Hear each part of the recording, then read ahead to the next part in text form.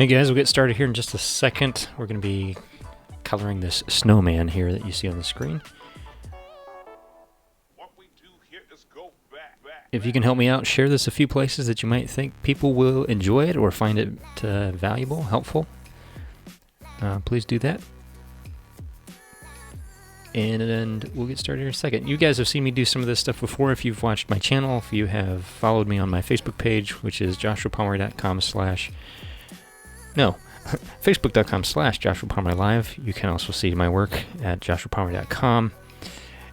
Here are some of the links here on the side.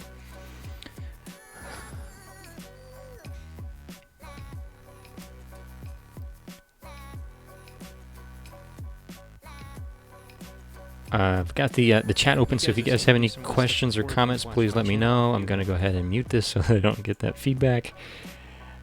And share this a couple places, and we'll get started here in just a little bit.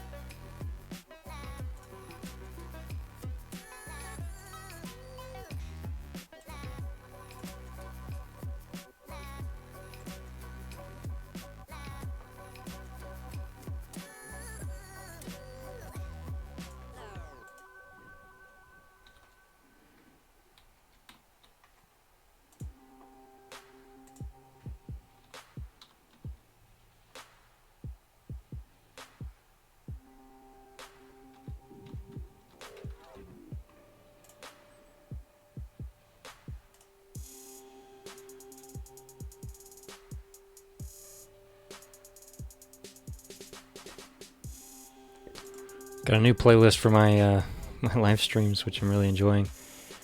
I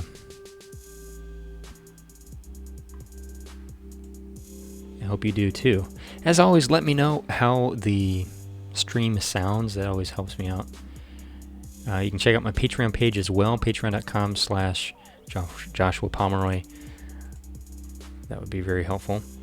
And I'm just going to go ahead and say something in the chat, so anybody who is watching can feel free to leave comments there as well. Lex, hi, how you doing? Thanks for watching. We're going to get into it here in just a few seconds.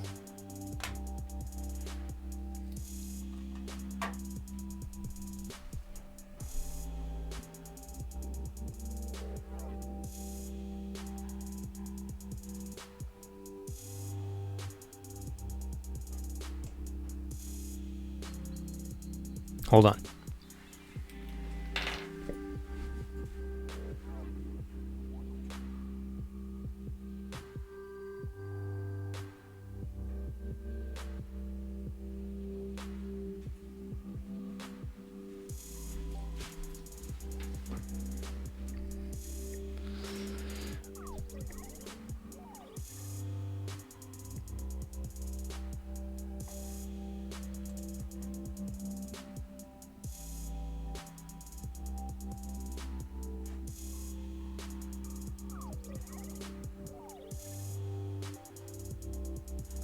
Hi guys, thanks for watching. All right, thank you also for sharing this. I'll be streaming for a little while. We're going to be coloring the snowman using my method for digital coloring. We're in Photoshop today. Pretty sweet feed, Mike Downs. Thank you, sir. Thank you for watching. Thanks for the comment. I do have your comments up here, so please feel free to drop any comments or questions in as we go along, and I will be sure to shout you out and read your comments on the stream. All right, so without any further ado, I'll play my little intro and we will get started. Thanks, guys, for joining me today for this creative live stream.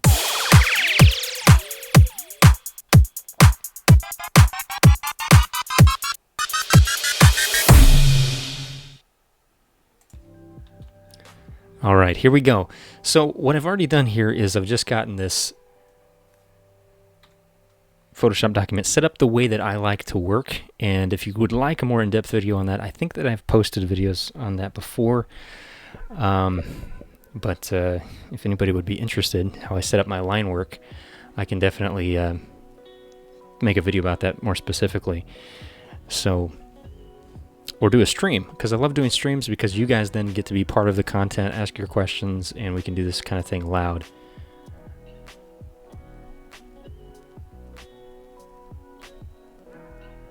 Mike Downs, I got a Chrome pop-up, so I stumbled to your channel. Oh, I subbed to your channel. I read that wrong. Well, thank you, sir. Thank you very much. All right, so what I've done here is I like to draw on paper. I like to draw analog. I draw most of my stuff. I'm not opposed to drawing on digital devices. I do that a lot. You've maybe seen some of my videos using the Samsung Galaxy Note. I was using the Note 4. I got the Note 5. I really like it. Comes with the S Pen, the stylus that comes with it. Super cool. I like drawing on that. There's the Note tablet as well, which I have not gotten to use, but I hear it's very similar. It comes with the S Pen as well. Of course, iPads and the Surface. I'd love to try those out. The iPad Pro with the Apple Pencil, all that kind of stuff.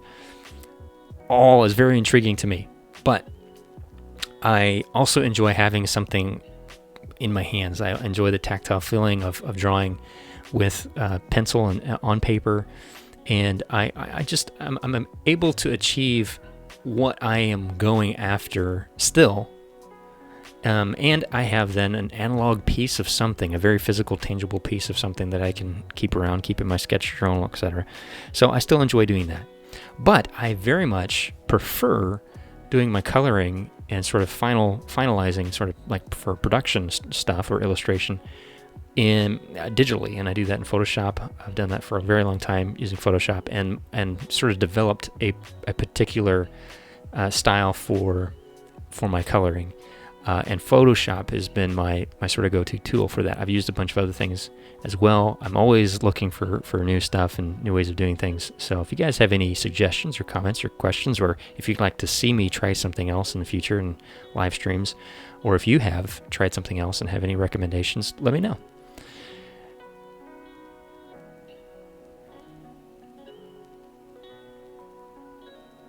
Mike Downs, now I have your Gmail alert and email too. Are you using OBS encoder? We'll share now. Thank you again.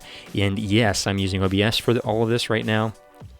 I have a couple of videos on Facebook on how I do that and how I set up my streaming using OBS. I really enjoyed it. It's free software. I have kind of the same setup, a little bit of tweaks here and there on my Mac as well as on my PC, which I'm using today. And I can show you all kinds of stuff in that in the future. So here's what I've done in this Photoshop document. I've pulled in my line art, which I just take a picture with my phone. I keep it like on the highest quality setting possible. Usually put it like on a black and white setting. Take the picture with my phone. I use Google Photos, so it just automatically syncs, and I grab it off of Google Photos once I get to my desktop. I do a little bit of editing, usually just a couple of levels, adjustments to the line art. And sometimes, not always, but sometimes I'll do a live trace like in Illustrator. There's also a free tool that does a bitmap to SVG, and you can use that SVG, and it has, I've done it to this one, and it has a little bit different characteristic and quality that I particularly like, the way that the line art works. I save it as a PDF so that I can open that high resolution in Photoshop, and I put that as a smart object. What happens then is it also just gets rid of all of my white, which is nice. But I liked having the background behind my line art to be able to draw on and to be able to lock the transparent pixels. So this little checkered box right here, this is a really, really cool tiny little thing, and then you get a little lock icon right here that locks transparent pixels. I've showed this in other videos, but I just want to show this again because I really enjoy this. So basically, I get a silhouette cutout of my character. I do lots of character illustrations. I love doing these guys. I do it sort of in a modular way. I fit between OBS Classic to Studio. Yeah, I'm using Studio. I really enjoy it. I like being able to set up the audio like I have it right now. I'm using a microphone. I'll just talk a little bit about my setup and then we'll get back here. I'm using this is like an $18 microphone I got off of Amazon. No affiliation or commercials for that necessarily. Just that's what I'm using. This is the Neewer NW700. It's a electric condenser microphone. It requires very, very little power, and I'm using an XOS KS108, which I can't actually recommend because I would rather have something else. But it works. It gets the job done. I'm able to play music, hear it in my headphones, hear the level, hear my voice in my headphones. So it's got direct monitoring built in, and just does what I need it to do. It's a very simple setup. It runs off of USB, so I don't have to have anything else plugged in, which is very nice. The audio is a really a big thing for me. I want to have crisp, clear, understandable audio, and make the process and the experience as pleasant as possible in that regard. The scenes, if you've ever used OBS before or any sort of live broadcasting type software, you can set up the scenes in like lots and lots of different ways. I create a pretty simple setup here. I've got a couple of different scenes I can set up. One with some I use my webcam here. I do have some external cameras that I don't have set up right now because I'm just doing basically screen capture. So that's how I'm doing that. All right. Ever used XSplit? No, I haven't, but it looks pretty cool. Are you going to get the Surface Studio? I would love to get the Surface Studio, Microsoft. Lex Nacer, I hope I'm pronouncing that okay. Chad Lafarge. Lafarge? I'm sorry if I mispronounce your names, but I do want to give you a shout out and thank you for watching.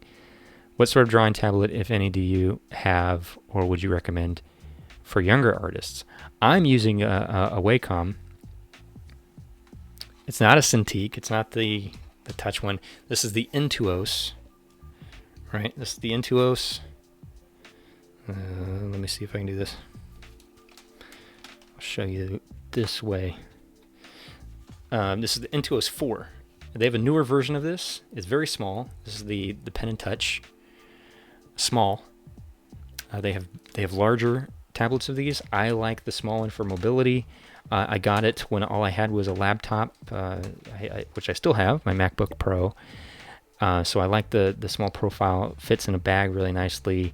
It does have touch gestures and features and stuff. I don't have any of that set up right now. I just use it as a pen input device at this point. Yeah, Lafarge. So I would recommend this. I would recommend this, or the Bamboo is good too. They're not as expensive as they used to be. They're much more accessible, I think, than they used to be to get started. If you're going to be buying a computer anyway, like the Surface Pro is probably a great way to go because it's sort of an all-in-one, a built-in pen input device. It is a full-blown computer, and I've got some friends who use that. Big shout out to Dan Flores, DTM. He's an artist that I look up to, and he uses it all the time and does some fantastic stuff with it. What do you think of Windows 10 Ink Workspace and the Simple Photo Editor? Haven't used it much. I've used it a bit, and I do have a touch screen, which I do enjoy that. I can zoom in and out on stuff here with my fingers. So I'm actually touching the screen here. I can do my little zoom in and out, pan around, that kind of stuff. But I don't get into that quite as much. I'm just kind of used to using the Wacom here on the desktop. If I had a stylus, I would, and like the Surface Studio, I'd totally do it just right here on the screen. That'd be fantastic. All right, so let's get back to this. So I just wanted to show you, and we'll jump right into more of this kind of content. But thank you guys for the questions, and hopefully that helps you. When I have transparent pixels locked, I can paint without having to worry about getting outside the lines. And that makes it very, very easy to color the way that I'm going to show you here. And what I'm going to be doing is called a cut and grade or cut and grad method. It's used a lot in comic book illustration or by comic book colorists to color the illustrations. And it's really, really simple to do in Photoshop. Excuse me. I suggest getting really comfortable with the hotkeys, shortcuts, and all that kind of stuff. Basically, I'm going to be switching between L and B. L and B. L is a lasso tool, and I use the freehand lasso tool. It's a selection tool, so I'm creating selections, which are my cuts, and then using a brush as my gradient fill.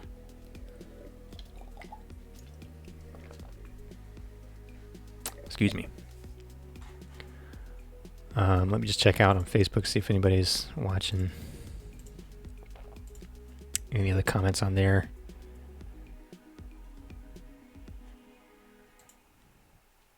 No, okay, we're good. All right, so let me get right into this. So with those transparent pixels locked, as long as I'm on my color layer here, which I've already set up, I've already named it,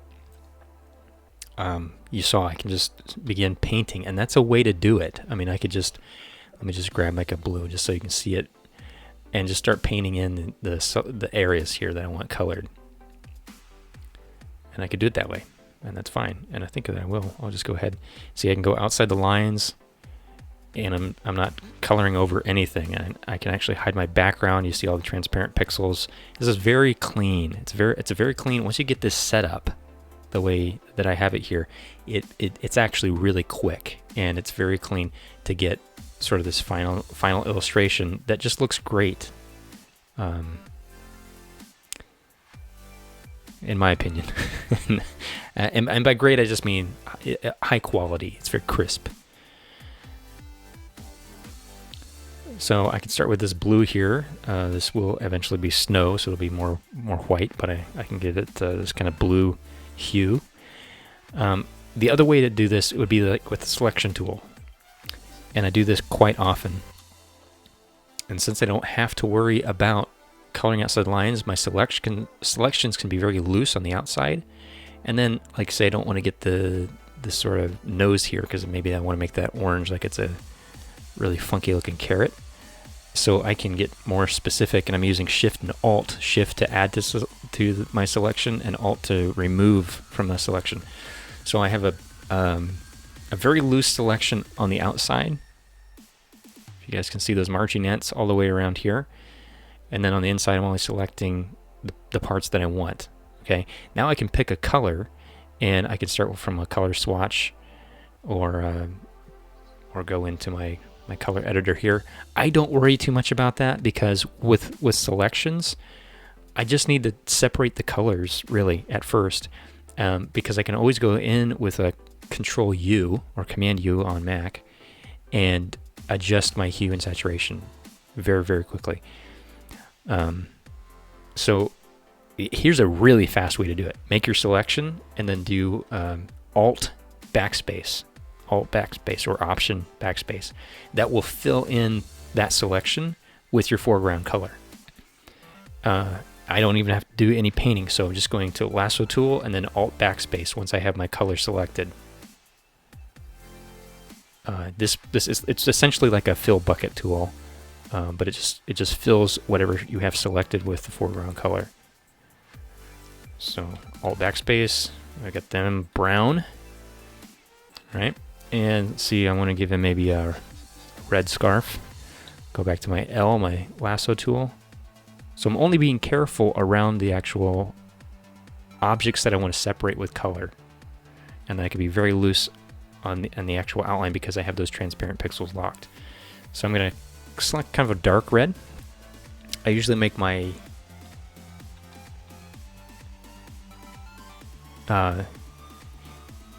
here I want to show you something. You see this little white area here? So this must have been in my colors layer. Yeah, where it got cut off right there.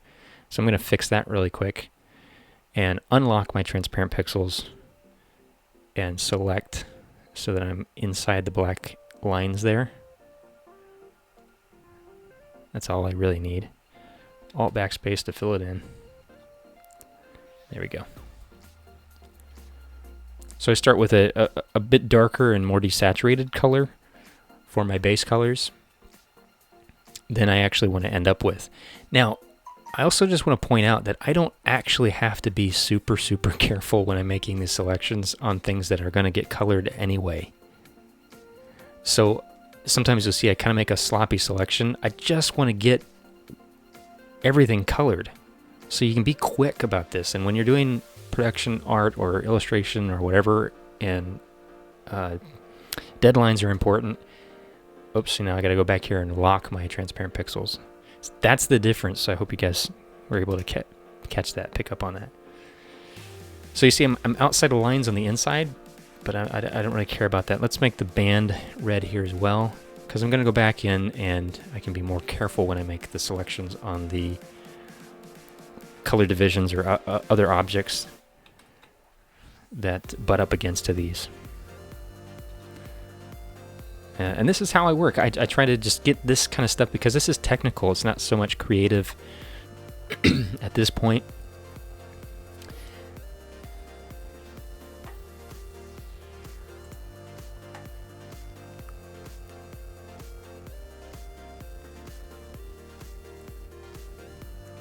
Mike Downs, thanks, got a dash, 11 p.m. here in the UK. Well, thank you for tuning in. Thanks for watching, and thanks for sharing.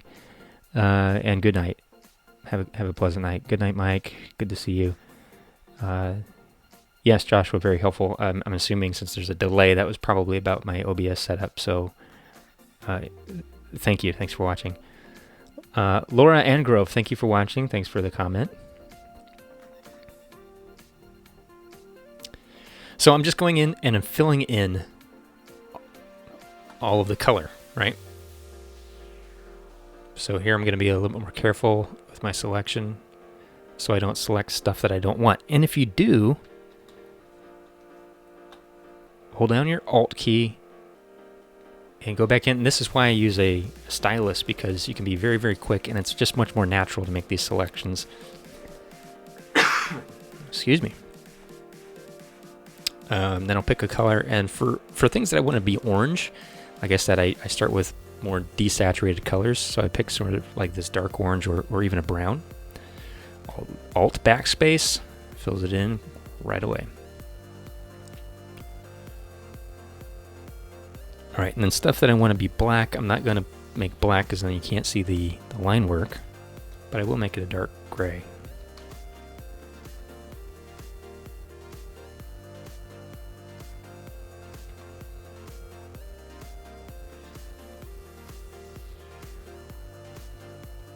So this is a creepy snowman, and I've just kind of been on this kick of like drawing what are often portrayed as cutesy Christmas characters, but kind of in a more creepy, dark way. And I think it's funny, and I enjoy it.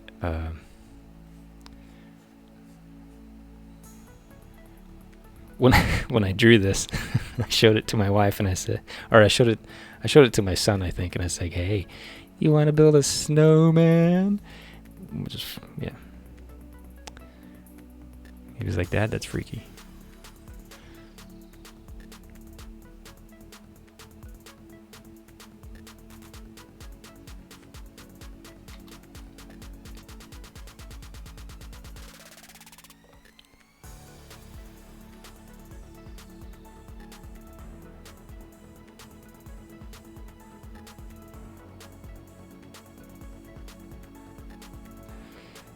One thing that really helps when doing this kind of method of coloring is line work that is kind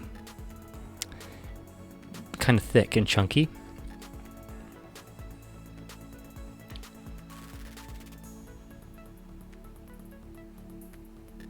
And this originally was drawn with it was kind of roughed out in pencil, and then I went over it with Sharpies, and I have like 3 different Sharpies. I use a sort of standard Sharpie, an ultra fine point Sharpie, and then the Sharpie pen, which is actually even finer than that, to get different line weights.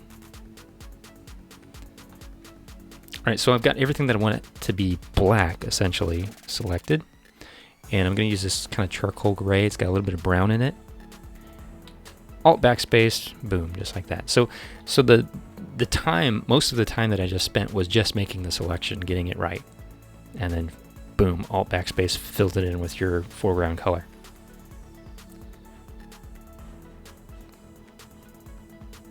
Let me just check the comments really quick.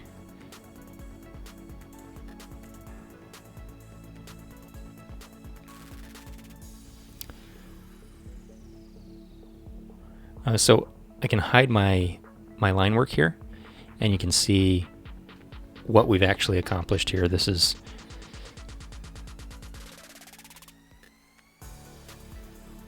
our snowman, the color, and then our lines sit on top of that.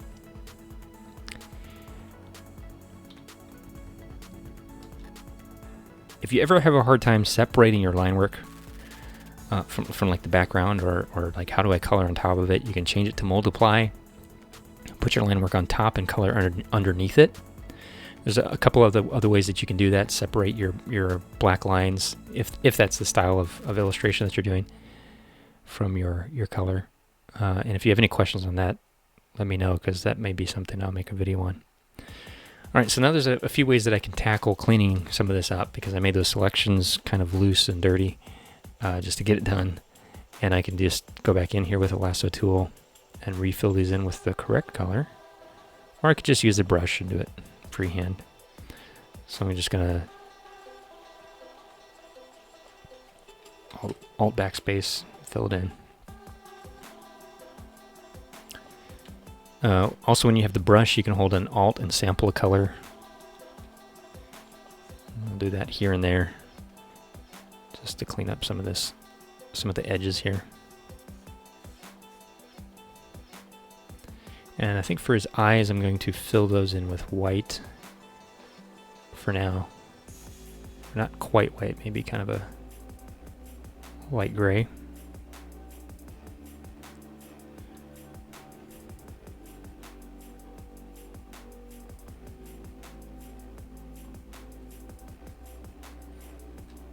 There we go. All right, so then we have what is known as the flats. The flats are all done. This would be like if I just took a marker and wanted to fill in my coloring book and just filled it in with solid colors.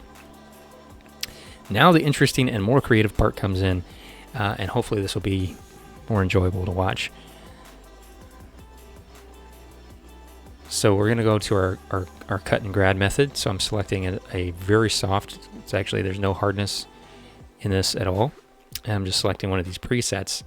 You can use the bracket keys, left and right bracket key, right bracket key to make your brush bigger, left bracket key to make it smaller. And I like kind of a large to medium size soft airbrush for this. And then we're going to still be going back and forth with the lasso tool. Now this can be your preference. Some people like very, very hard edges and create sort of a combination between gradation, which is like gradual color change, and like cell style shading, which is like hard edges. And for this one, I'm going to put my feather right up here on 1 pixel, and this will give me the ability to create hard edges, but they won't be like really like pixel sharp edges. They have a little bit of softness to them. Excuse me, guys.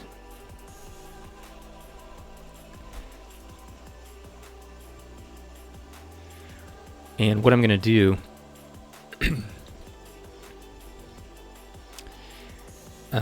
actually what I'm going to do right off the bat is give myself a very deliberate, very obvious light source. And I can do that by I'm going to go to the gradient tool and just put it on a linear gradient. I'm going to choose black, So here's my gradient set up right here.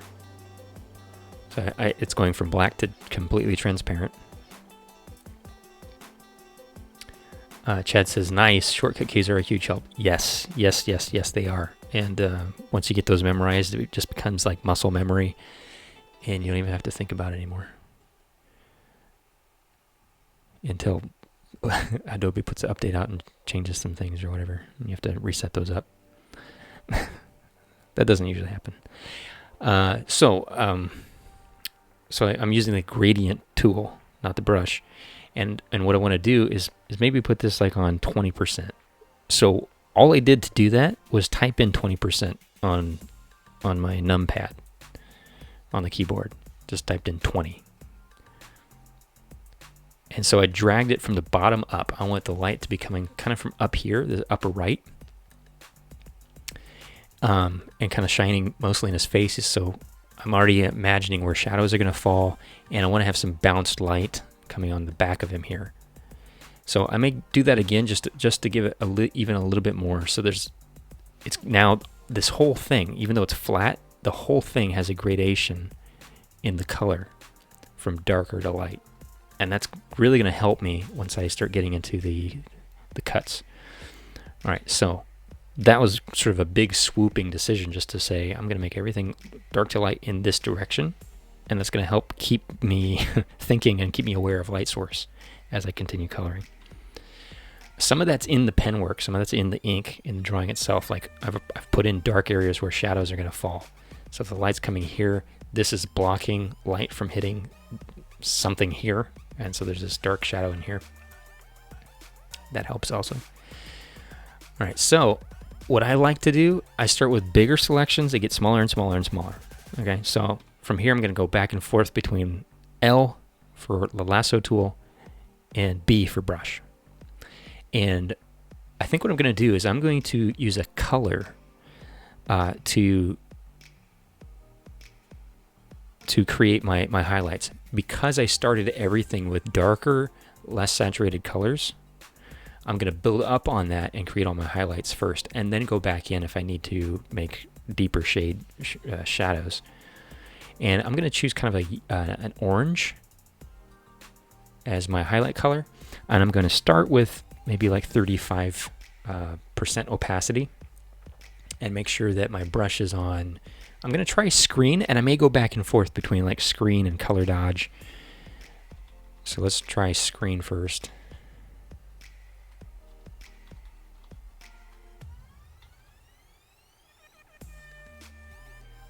So what this is going to do is, and I see it this way, is it's going to provide value as well as color, sort of all in the same pass. All in, I'm doing all the shading, the value, light and dark, all that stuff, and the color, the tone of the entire thing.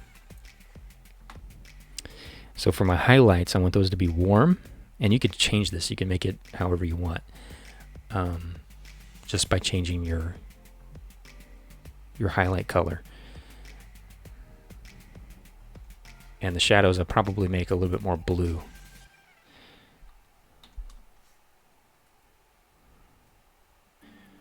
So this is a sort of a reflective surface here, so I'm going to make this part right here nice and bright. And then I'm going to go in with smaller selections. And this part really gives it a little character. You can be a little bit kind of, sort of highlighting the texture and not just the light and the value of things, but also giving it a style and a texture. So I'm making just smaller and smaller selections. So I'm going to hide my line art so you can see what we've just done. With just a few passes, cuts and brush tool. Very gradual, soft brush, right? It's called cut and grade. I've heard it pronounced both ways. So, and the more that I go over places that I've already gone over, the brighter they're going to get because I'm on screen mode. So I want to show you this little detail right here. So I had this like little blob of ink, and I just want to make it kind of like a hole or a patch or something. So I put a little bit of reflected light off like it's a ridge, like it's an edge in the fabric of this hat.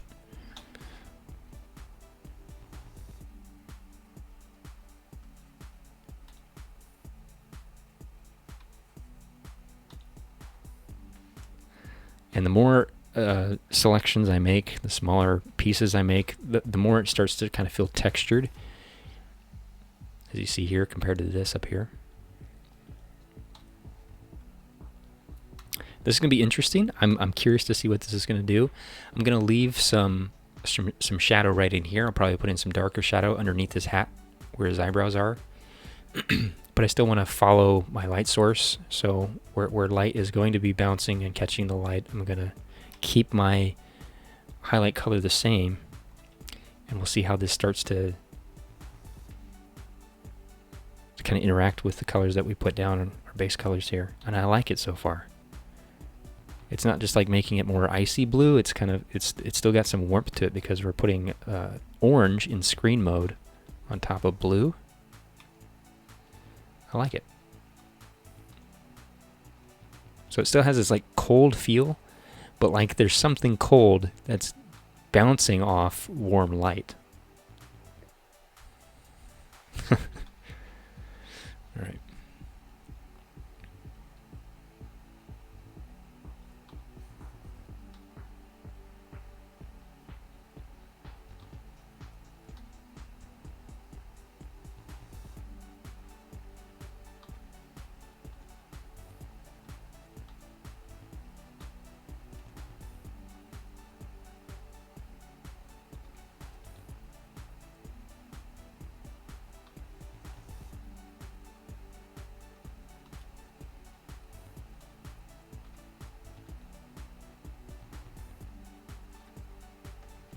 We can also make multiple selections and do kind of things all in one swooping brush stroke. So if I do make a selection here, hold shift, and grab another little selection, another little piece there.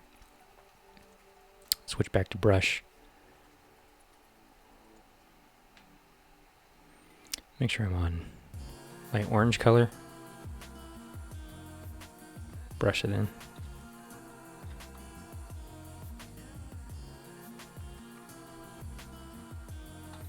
And we'll go ahead and do the red on this band as well.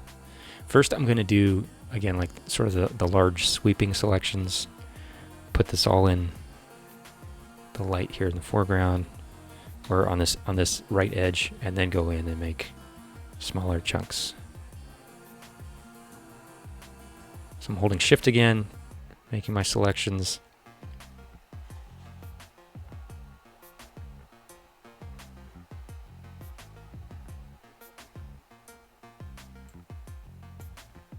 Thank you guys for watching.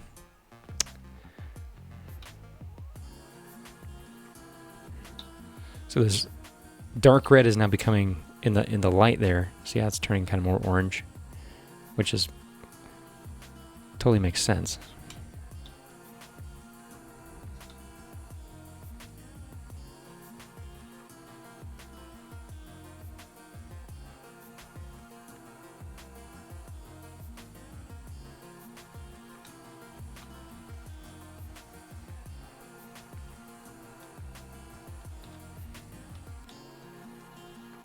I want to be careful not to lose my color, so I don't want to go too far.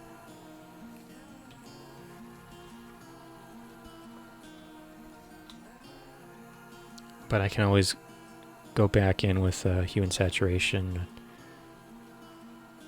Nice thing is we're in Photoshop. We have all of the tools in Photoshop available to us to be able to make adjustments and change things.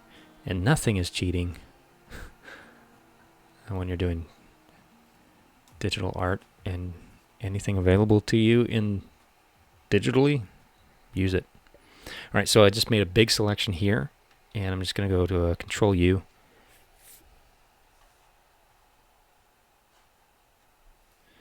And you'll be able to see here how I can kind of manipulate and change things. So if I want to change the saturation of this, I can make it more saturated or less saturated. It's a little creepier, less saturated. I can change the lightness of it. I could colorize it and make it a completely different color if I wanted to. Now you see how everything kind of shifts color. And I don't really want to do that, so I'm just going to cancel for now. And I maybe go back in over the entire thing and do whatever adjustments I want. But for right now, let's I'm liking that. I'm liking it. It's a lot of light coming up from right up here.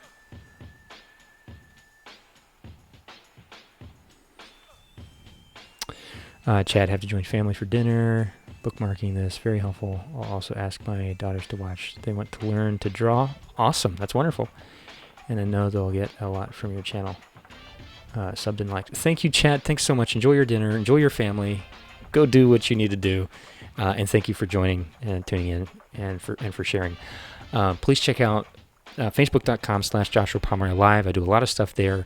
Live streaming directly on Facebook as well. You'll find a lot more stuff like that. And lots more drawing stuff to come in the future. So have a good night. Thanks for watching.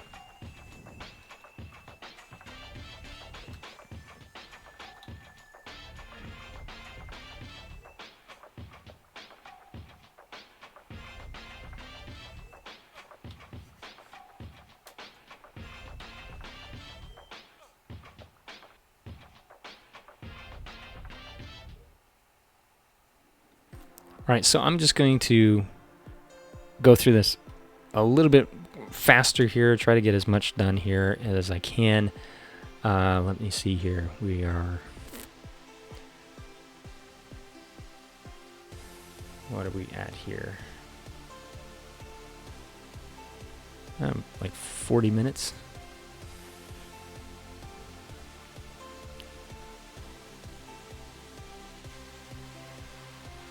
Ish, yeah.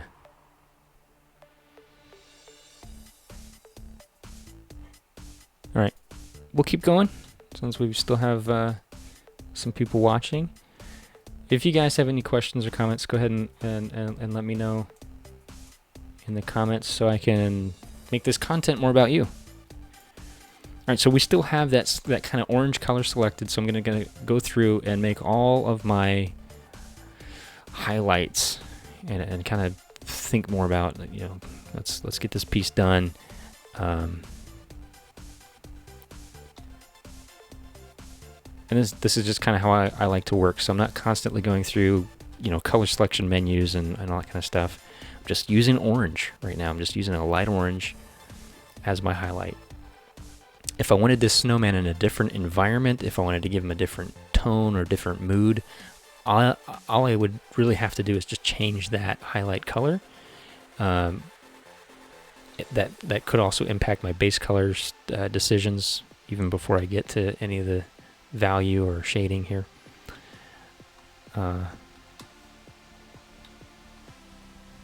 But just by changing that color, for example, let me just show you. If I go to like a teal or a green and start highlighting, this is much more like it's reflecting. It gives the impression that's reflecting this icy snowman, as if he was himself a light source and is casting sort of a blue light, which is very interesting and very cool.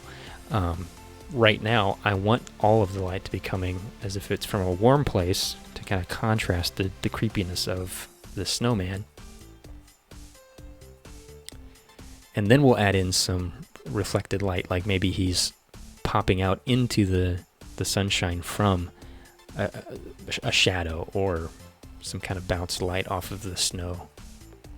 And I'll probably use a blue because that also, I'm thinking design and thinking orange and blue are complementary colors. So I make my shadows or my bounced light, my reflected light, blue, and my key light a warm orange color. That will look nice through the whole piece. In theory, we'll see.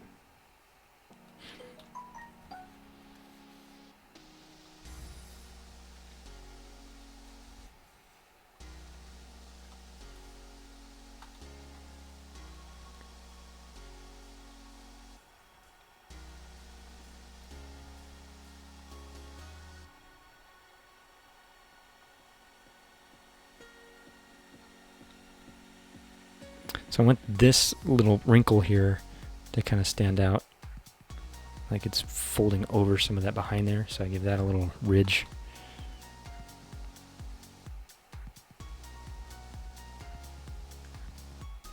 And with these dark, fat, chunky black line art, which I really, really like, it really doesn't take a whole lot to imply the change in value and form, to give the illusion of, you know what? Let me switch this up here. So, of form and shape.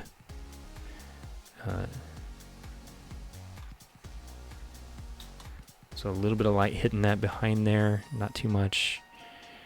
We're gonna make some big sweeping cuts here. I'm gonna not select those coal type looking buttons there. And I'm gonna make, like I said, this kind of large selection. And then kind of go in and cut out some of this, maybe a little dent right there. Okay, and I'm gonna make my brush even bigger, nice and big. And kind of like we did with the whole gradient, I'm just gonna make that look big and round right there. So you see how the color all starts shifting? Even as I build up on this, I'm not doing anything different as far as the tools, but because my base is different, I gave this entire thing a gradient, and so everything's interacting just a little bit different as I go down where it's darker. I like that. Very cool. All right, so the edges here, I'm going to make smaller selections, make them pop out just a little bit more. Something like this.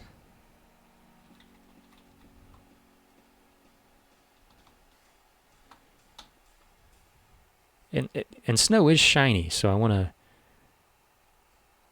maybe imply a little bit of sort of the spectralness of shiny ice. And I could go really far with this idea. We could start doing texture maps and stuff, which maybe we'll get into. If you're interested in, just let me know.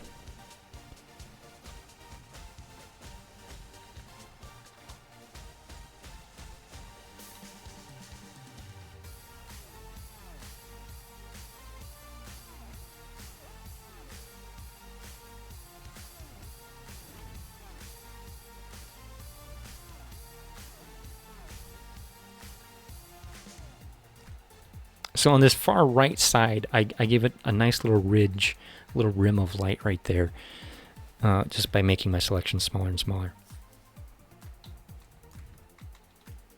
It's very stylized, very kind of chunky and choppy, and you may have seen this kind of style in comic books.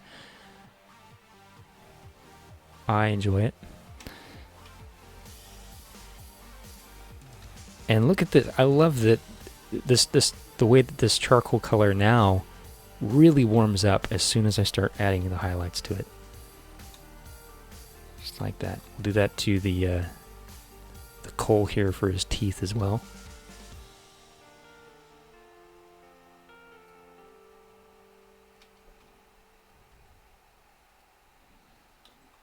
And then go in and make smaller selections, which also will help us imply texture. Just like that.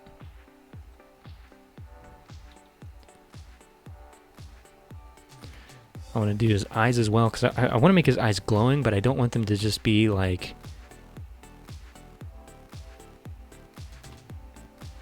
they have no form. So I'm going to give him a little bit of light that they are receiving, even though they are going to be themselves kind of a light source. That might be weird, but we'll see how it works.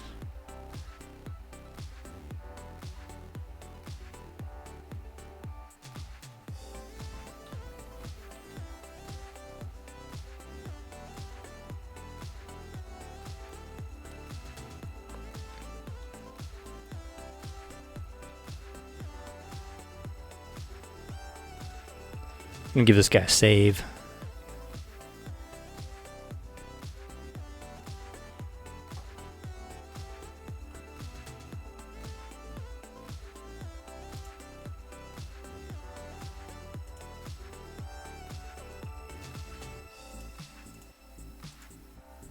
Hey, if this is helpful to you, I'm just going to go ahead and plug this. Please check out my Patreon page and consider sharing.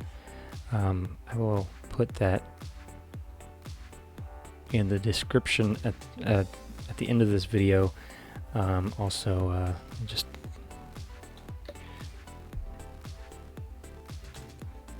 go here and do it as well in the chat. No pressure, but you know, I'm trying to do this as a living and provide value for other artists and creatives, especially young people. Patreon.com/Joshua Pomeroy.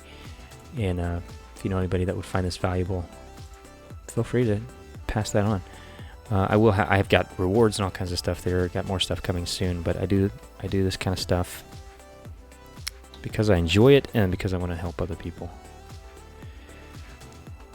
All right, so I like where we're at right now. I like the colors. I like the creepiness of it. I want to add a bounced light, and I want to make it maybe a little bit more creepy. So I'm going to go with, I said maybe a blue, but I think that I might go a little bit more purple. Like orange and purple, that would actually be perfect complementary. Orange and blue look good too. That's kind of like the analogous of purple.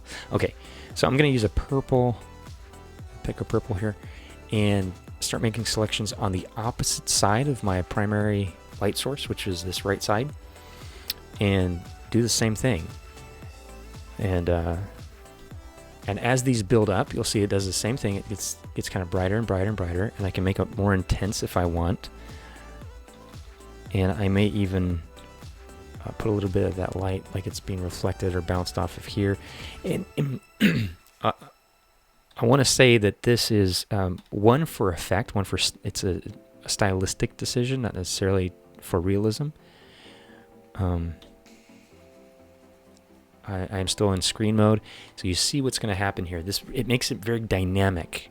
It also brings in a high saturated color, and I can kind of start playing around with this. So kind of bouncing underneath his hat. So whatever he's standing in front of or just came out of, maybe it has this purplish hue or something. Because I'm doing this outside of any kind of environment painting, I'm just kind of making it up. But I want this to be a light, and I want it to be color that kind of is bouncing around on the opposite side. So there's going to be shadows, and what this is going to help me do is kind of just like in photography, you'd want to have that rim light maybe around somebody to help bounce them off of the or pop them off of the background a little bit, and this kind of does this same thing. So I'm doing the edges with a lot of this color, and I may go in and do some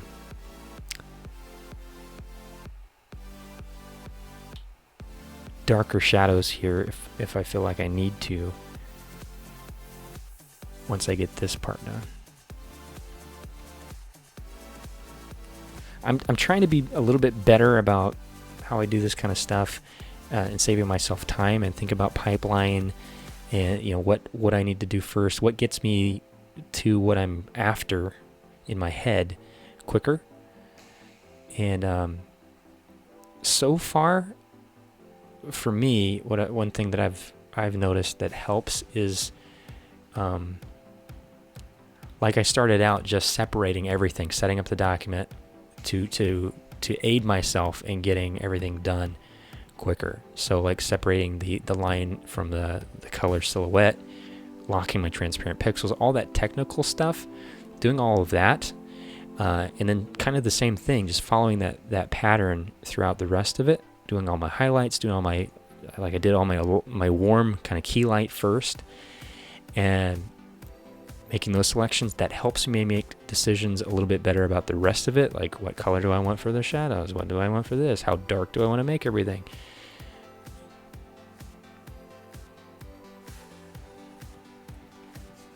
And then just kind of going in as if it's just my job to to color this thing, and make those creative decisions as intuitively as I can. So it's still a creative process.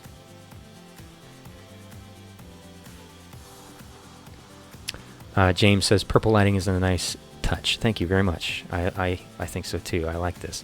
I particularly like it right here, like kind of underneath his arm here, his nose. I'm going to keep putting some stuff in here. And I want to also point out that in my line work, I'm thinking about this kind of stuff. I may not have decisions made about color, as far as hues and that kind of thing, but I am thinking about light and form and where the shadows are going to fall and that kind of stuff.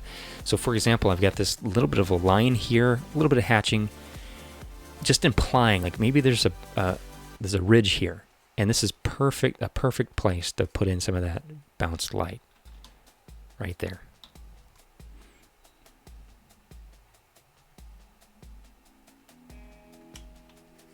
And I can overemphasize that once I get to some darker shadows. We can do the same thing with bounced light and make smaller selections to help support the illusion of texture. A lot of it I'm just following the line art, but you don't have to. Coloring is also a very artistic process, and you're making decisions about which forms to emphasize and maybe which ones to kind of subdue, and maybe you didn't like a particular line in your ink, and you can kind of get away with some things with some clever coloring and sort of redefine the intentions. I see you're working with reduced opacity on your brushes and just working on one layer. Is this usually how you work? Yes, this is exactly how I do like my character drawings like this. I'm really liking this so far. I really like that bounced light. Yeah, I try not to get super complicated. As technical as I got was in the beginning of this stream, where I was separating everything and I had one color layer, which is now separated, and now if I take my inks away, you can see that this still reads. You can still see the forms, you can see the light source, you can see everything, maybe even more clearly. And then those dark black, rich lines just I think look great. So yeah, I generally just work on one layer unless I want to do something special or put some kind of light on top of my ink. And you see this happen a lot in comic books as well. In fact, we're going to do that because I want to make his eyes kind of glow. And so I'm gonna create a layer on top of my ink. I don't do it super often. I only do that usually usually for sort of special effect kind of things, because I take the time to draw all of this stuff out, do all my line work on paper with ink. And I don't want to compromise the time investment and the integrity that I've put in. James says, nice, I may adopt that workflow. Yeah, feel free. That's why I'm doing these. Maybe introduce something new, or give somebody else an idea. Just inspire you. And if you guys have any recommendations or ideas or workflows, pipelines, whatever you want to call it, feel free to let me know. So I'm putting just a hint, just a tiny little ridge of that reflected light right underneath his hat there. Kind of bring out that little It's almost like a rip in his hat there. I'm also going to use the same color. I'm still in this purple color. So here's the other thing that I like about this technique is I don't, like I mentioned earlier, I don't have to be going through panels of color and sort of wasting my time with trying to create color decisions or make color decisions. I want the local value or the local colors. I make those decisions quite rapidly when I'm making the selections of each individual object. For example, and I want to show you this, by just using my orange, and that could be any color you want, as my sort of key light, my highlight color, in screen mode, about 35% opacity, the red is the same base color in his scarf as in the band on his hat. But what the coloring here implies is that the band here is closer to the light source than his scarf is, or more of it's being blocked in the scarf by something else, like by shadow. His hat, his arms, and anything that's above his scarf could be casting shadow or blocking more light from hitting it. So that I like that comes out, and that's kind of a readable thing that just happens. I'm not choosing colors different colors every single time. All I've done is give everything a local color, and some of that's value. I started with a dark red for his scarf and for the band. I started with a kind of medium sky blue for his body that's made of snow. I gave everything a linear gradient, so that changes, and you see his face is much brighter than down here in the his butt. And that changes the way that all of these selections that I've been making are affected throughout the entire piece in kind of a logical way. At least I hope so.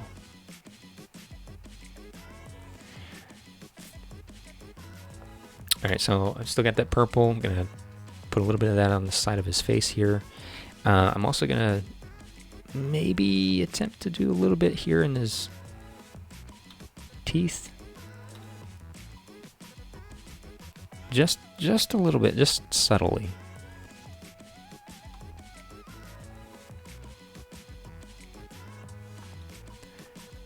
I'm not going to do too much in this arm because most of the light now on this side of his body is coming from kind of above him. So if anywhere, I'm going to kind of put it underneath. This is going to be more shadows, maybe on the bottom here of this branchy looking arm. And maybe that's about it. I really like how his hat looks. All right, I want to show you something else here. In making my selections, as I've gone quite rapidly, you see I've made a selection here that's gone into the folds here of the scarf. And I want to fix that. And I use the, what is this called? Smudge tool. I use the smudge tool a lot. And this is on 50% strength. And see, I can just push that into the black.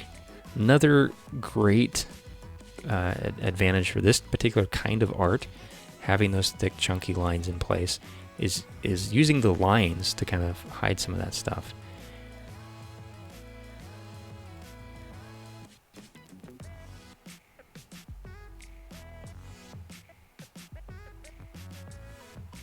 You could use this as well, kind of as a blender, and blend things out. If you didn't want something to have a really sharp edge when you're making your cuts and gradients, you can just blend it out a little bit, make it a little softer. That's great.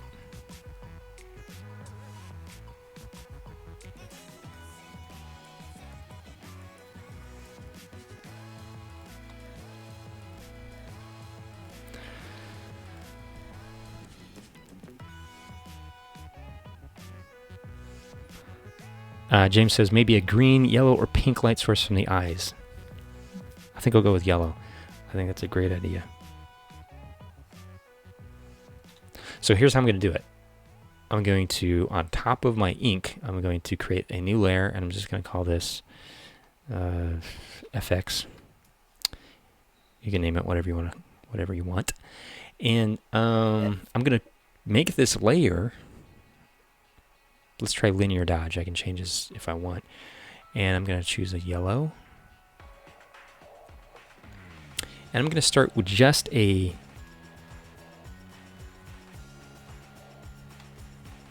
soft brush.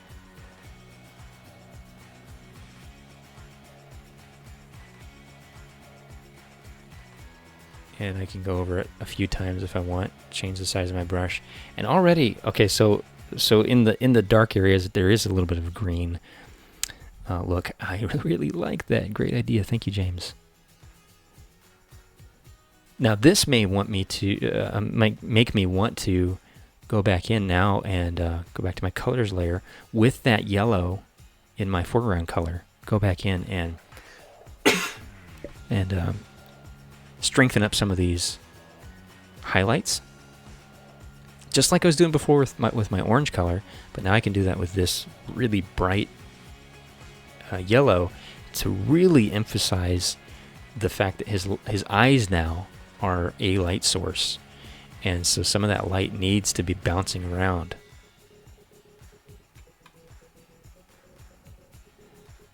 Now it's not going to affect as much as like our key light, which is a warm light like the sun, but it will bounce on everything around it and give it a nice bright highlight.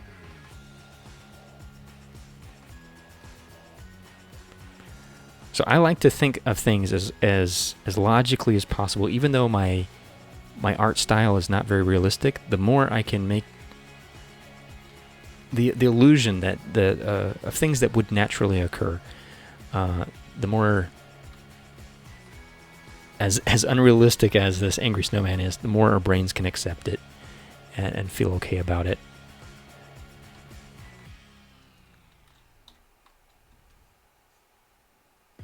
And now maybe instead of that purple, I'm just going to go over that with this bright yellow where that ridge is under his eyebrow.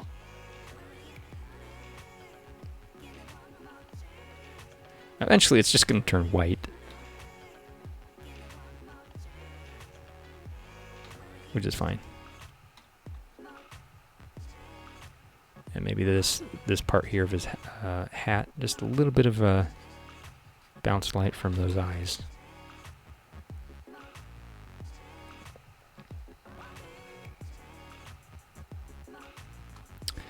Okay, now maybe on this side of his hand, I just want to make sure that really sells as glowing eyes, which is more than just coloring in his eyes.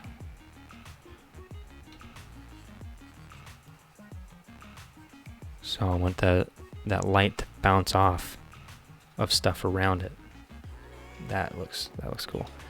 This side's going to be more illuminated now. Now it has a reason to be more illuminated. And I have a color that is still on screen, about 35% opacity, with a soft brush.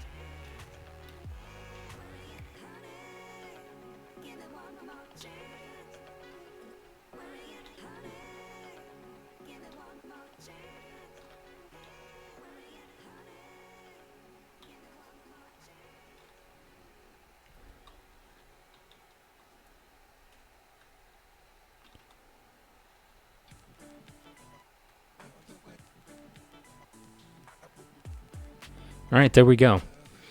I think I'm going to call this one done, at least for now. I may work on this a little bit more, but thank you guys so much for watching, for sharing, for your comments, your suggestions, and for your support. Check out more videos like this, facebook.com/Joshua Pomeroy Live. Also check out my Patreon, patreon.com/Joshua Pomeroy. Check out my website, joshuapomeroy.com, for more stuff like this. I really want to provide as much value for you as possible. Lots of tips and tricks. Be creative with me. I want to give you an excuse to be creative and learn something new. I'll be doing more Christmas characters like this. I'll have a Santa probably coming up this month. Also just want to give a big shout out to lots of people on Facebook, and I'll tag you at some point. But Delta Tango Mike, DTM, Bernard Fields, for people who've been inspiring me by doing this kind of stuff, sharing their work, sharing their process, how they do things, how they get things done, and their creativity and style and their personality. Bernard Fields, like I said, Dan Flores, Mark Collier. You guys always inspire me. Thank you so much. And thank you guys for watching, for supporting. Hit that subscribe if you would like to see more live streams like this. There's our creepy, angry snowman. And James says, looking good. Awesome. Thank you, James. Let's see who else watched. Thank you, Chad. Thank you, Mike Downs. Lex, thank you for watching. Anybody else who I didn't see in the chat, thank you so much for watching and for sharing and for your support. Bye for now.